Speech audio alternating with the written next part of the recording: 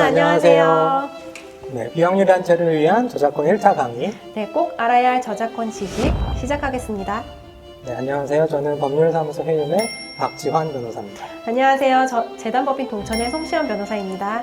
네, 저작권 시리즈 5번째 영상은 뉴스 저작물 잘 이용하기라는 네. 제목으로 준비를 해봤습니다. 네, 비영리단체에서 뉴스 저작물을 보통 많이 이용을 하시잖아요. 네, 어떨 때 많이 이용을 하시죠? 보통은 이제 단체에 관한 기사가 났을 때 이제 홍보하기 위해서 많이 가져오시는 경우가 많죠. 이제 그 과정에서 아무래도 저작권 침해하게 되는 경우가 있고요. 네, 특히 자신이 속해 있는 그런 단체에 관련된 뉴스 같은 경우에는 자유롭게 가져가서 써도 된다 이렇게 생각하시는 것 같아요. 그렇죠. 우리 거니까, 우리 단체 소식이니까 당연히 우리가 가져가서 써도 되지 이렇게 생각을 하시는 경우가 많은데요. 그렇지 않다는 거 이번 영상에서 한번 들어보시면 좋겠습니다. 네, 그러면 지금부터 뉴스 저작물을 잘 이용하는 방법에 대해서 한번 살펴보도록 하겠습니다. 네, 이번 영상의 내용은 한국언론진흥재단에서 발간한 2020 뉴스 저작권 가이드북을 바탕으로 하고 있습니다.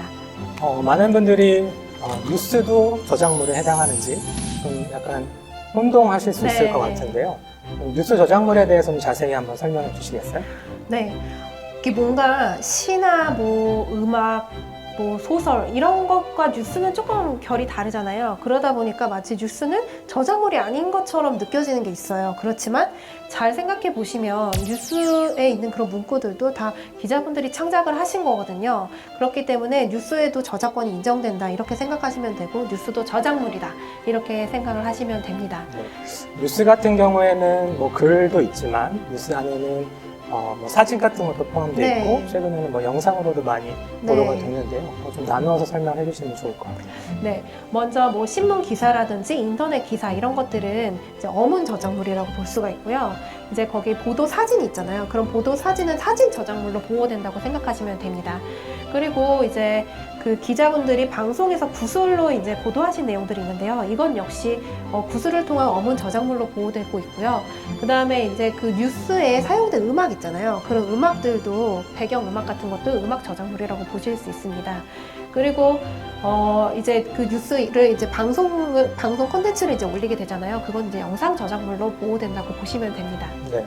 그러면 뉴스 저작물은 어문 저작물, 사진 저작물, 네. 음악, 영상 저작물 이렇게 그렇죠. 다양한 성격을 가지는 저작물로 구성되고 네. 저작권법이 보호하고 있다라고 보면 될 것 같은데요. 네, 맞습니다. 그러면 혹시 저작권법이 보호하지 않는 뉴스도 있나요?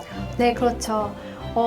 그냥 단순 사실 보도라는 게 있는데요. 예를 들어서 부고라든지 인사동정, 그리고 날씨 이런 것들 있잖아요. 아니면 정말 단순 딱 사실만 나온 보도들, 그런 사건, 사고, 단신 이런 것들, 이제 그런 것들은 저작권법의 보호 대상이 되지 않고 있습니다.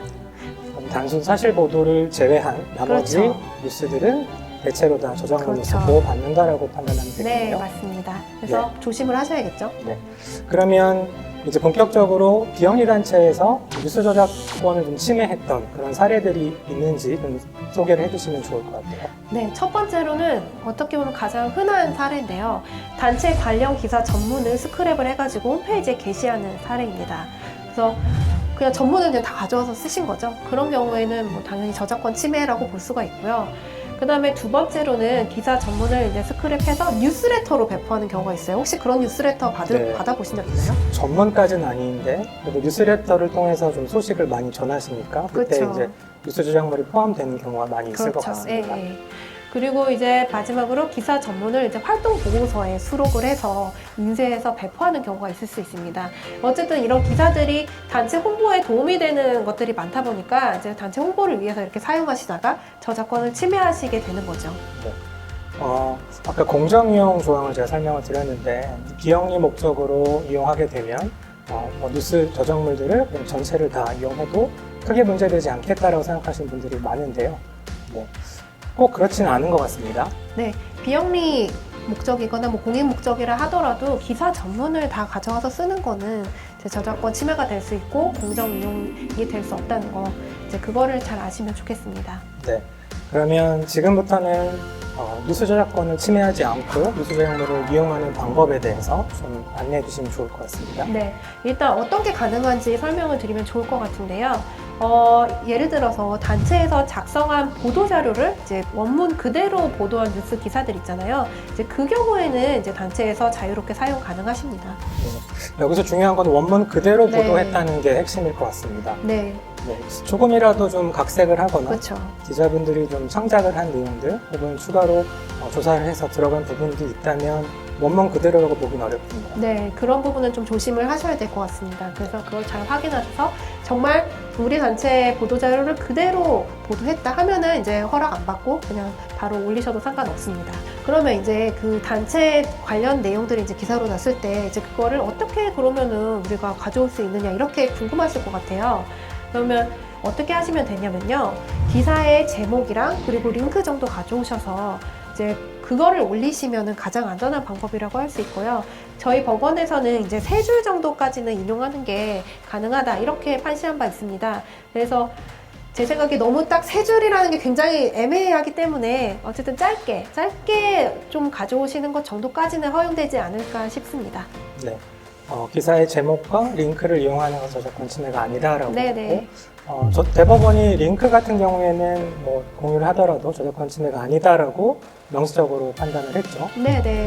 링크의 경우에는 이제 단순히 이제 경로를 지정해 준 것 뿐이지 어떤 저작권 침해 행위가 아니다. 이렇게 판시한 바 있습니다. 네.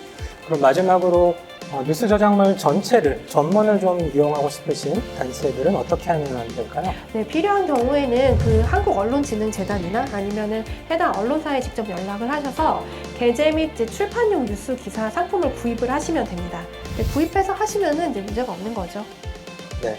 그러면 일반적인 경우에는 제목과 링크를 이용하시고 주요 내용 한 2-3줄 정도 네. 하시는 거는 크게 문제될 것 같지 네네. 않고, 이거는 뭐 공정 이용에 해당한다고 볼 수 있을 것 같고, 네네. 그 외에 전문이 필요하신 경우에는 반드시 좀 뉴스 제목물을 기사 상품을 그렇죠. 구입해서 이용하는 네네. 것을 염두에 두셔야 될 것 같습니다. 네, 맞습니다.